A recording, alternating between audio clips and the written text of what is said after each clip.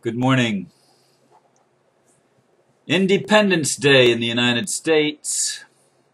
That's the title today, not in the United States, but just Independence Day. And I realize the entire world doesn't celebrate the 4th of July. And perhaps in America, the 4th of July could start taking on new meaning. Let's hope so.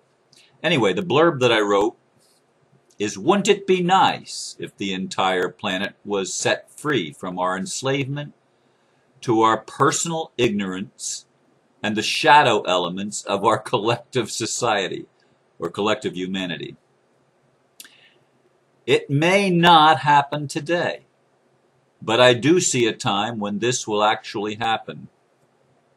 A time of celebration, a time of great rejoicing. Some say it is years away, or even longer. Perhaps that is true for many people that are reluctant to awaken. However, many brave souls are already awakening and reclaiming our birthrights, taking back our sovereignty within and without. I believe I'm one of those, and I know there are a lot of others who are reclaiming our birthright, standing to the degree that we are able. We are standing in our rights and in our power. Yes, we're getting some opposition from the powers that used to be and want to continue to be. They don't yet read the handwriting on the wall. They don't yet see what's coming down. But those of us that are paying attention do see. We see lawsuits. One in Toronto where they're bringing the Crown and the Church to be responsible for the genocide carried out against the Native American peoples of the land of Canada. And that has gone on throughout North America, and there needs to be reparations and repentance of that. We need to own the crimes, and we need to bring to bear the justice system upon the Church and upon the government that instituted and operated this genocide. And it's not just in North America. This stuff has been going on Earth for a long time. Wouldn't it be nice if on Independence Day we could actually celebrate our liberation from such inhumanity to man, man's own inhumanity to man? And if there are spirits or archons or other demonic beings involved, may they be brought to justice as well. May there be a time of universal awakening where we recognize that what anyone does to anyone else, they do to all of us, because everything in life is interconnected. We're waking up to that. That's part of the awakening. There's other things going on around the world. Many lawsuits are happening where people are bringing the governments, bringing the churches, bringing the corporations to own up to their sins and crimes against humanity. It's not going to be necessarily always a pretty picture, but it is happening for those that are paying attention. The walls are falling. The justice is being remedied and being brought to pass. It's happening. It's happening. I see it in my own life. Yesterday, I was instructed, and I'm trying my best to follow my guidance. And I was instructed to sort of make it a more laid-back day. I mean, my intention initially was to be working feverishly on producing documents for the court. Well, I didn't. I did some studying on that with Set Off Debt, or is it Set Off Debt? Yes, setoffdebt.com. I listened to 3 audio things of three of their more recent audio blogs, whatever, call-in shows. Very informative. People are starting to realize that the law, when understood, is actually on the side of the people. It's not on the side of the government and on the side of the police forces that are acting unlawfully and criminally, in fact. I'm learning that. But anyway, I made some calls to the bankruptcy court in Orlando, and I learned a few things that are very interesting. One, no one has rebutted or responded to my affidavit of truth filed with that court, in which they recognized me as a creditor, not a debtor, which was very, very interesting. The other thing that I've not completely confirmed it yet, but I'm feeling very strongly that the $130,000 plus that I thought they were wanting me to pay is actually a misunderstanding on my part. They've already been paid that in the sale of the property that occurred last fall in November.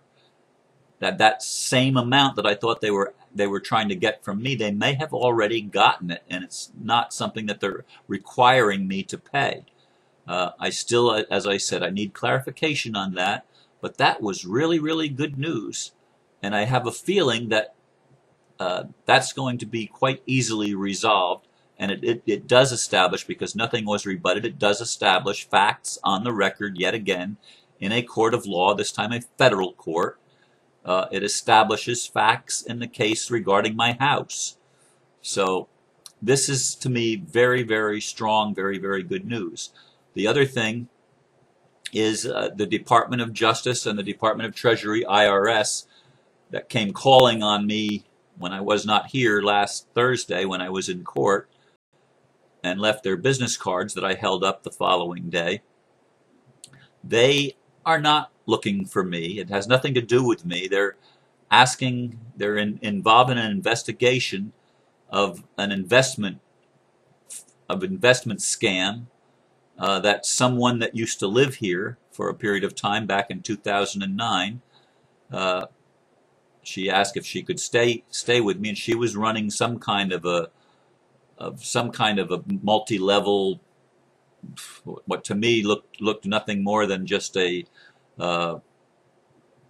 pyramid scheme, and I told her so at the time.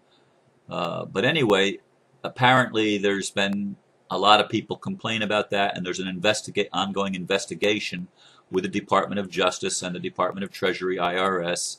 And I talked to those people for about a half an hour maybe yesterday, and it was such a relief that it wasn't about me. I did post that on Facebook, but not everybody does the Facebook thing. So now I'm bringing you up to date here on YouTube. The other thing is, I got Federal Express came by and delivered this. It's still in the box. I have a friend that'll be here this weekend to attend from out of the area, and she'll be staying overnight, over a couple of nights, I guess.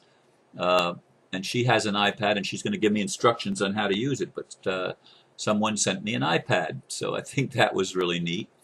I've never had an iPad before, so I don't know how to use it, but I heard they're quite handy, and again, my friend is going to, give me at least some pointers on how to use the thing, and so we'll get that going maybe on this weekend. But it was a good day overall for me yesterday, including the training that I had on set-off debt. But as I look at the different things this morning and listen to Sheldon Nidle's message and Salusa's message from Mike Quincy, I posted them already on my website this morning. I've already been up for over 2 hours. So it's been a busy morning for me already. But as I look at all of these things, the indications are that we are in fact and indeed in a time of great change that is leading to our freedom. It is leading to Independence Day for humanity. Each of us will experience it in our own sequence of unfoldment as we allow ourselves to awaken and be penetrated by new truths that are coming out. It's going to tear down a lot of misunderstandings. A lot of things are going to be rectified and clarified for humanity in the days, weeks, and months, and immediate months ahead. I really sense that that's true. I really am in a place of greater peace. I found a centeredness yesterday that I hadn't. Well, everything is fleeting because I do I do respond to things in my world. They're not illusions, folks. They're opportunities for me to go deeper and to respond as the underworlds in me open up, and as I learn to recognize more and more of the lies and not conscious lies, the unconscious untruths that are programmed into me in belief systems. And I realize the judgments that I still hold. And I'm learning to release that through Ho'oponopono and other spiritual practices. I'm moving more and more into forgiveness, and I'm more and more learning to recognize that God is fully inside of me. Not partially, but all of God is in me, and I am in all of God. There's no separation there. There's never been any separation there except in my mind, because I've been tricked into believing something that's not true, tricked into believing that only what I see is real, and unable to tap into and realize the essence behind the reality of all life and the interconnectedness of everything and everyone. I'm recognizing that. It's unity consciousness. This is part of what is required, not part of. This is what is required for us to celebrate Independence Day, for the debt forgiveness, for all of the wonderful things that are unfolding right before our very eyes if we're willing to look. It's unfolding day by day, step by step. It's coming to pass. We're moving into an Independence Day, a time of celebration, a time of rejoicing, a time of dancing in the streets, a time of burning the mortgages and burning the debts and saying, hey, it was all an illusion. Because debts are not real. They are fiction.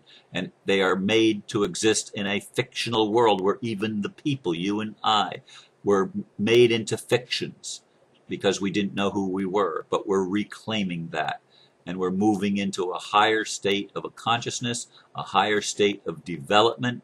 And we're going to be interacting with our space brothers and sisters, the angelic realms, the extraterrestrial realms, whatever you want to call them. We're going to be interacting with them at greater and greater degrees in the days and weeks and months ahead. Watch, folks, watch. This is Independence Day in the United States. It's just July the 4th everywhere else in the world. It's a time of great change. A great shift is happening. Mother, Father, God, there's a healing going on, as Jamie Lula sings.